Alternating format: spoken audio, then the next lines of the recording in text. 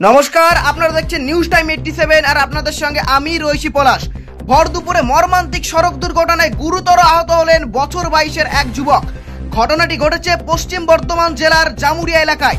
সেখান থেকে টেলিফোন লাইনে রয়েছে আমাদের প্রতিনিধি রাকেশ লাহা। রাকেশ, কি জানতে পারছো, বিস্তারিত জানাও।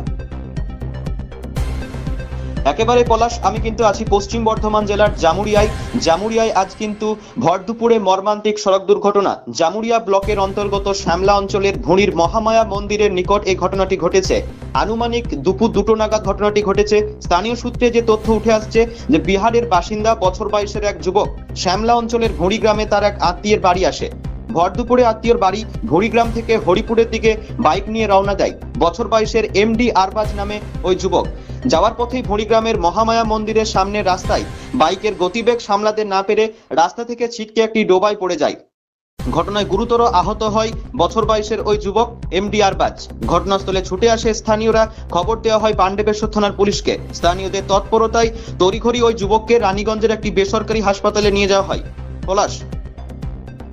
একেবারে রাকেশ, তোমাকে অসংখ্য ধন্যবাদ। তুমি থাকো, তোমার কাছে আবার আসবো।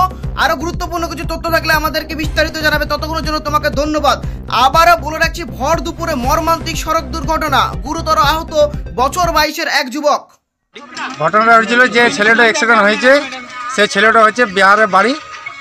তা সে এসেছিল এখানে কুটুমঘর, তার কাকার বাড়ি হচ্ছে গ্রাম ভুঁড়ি।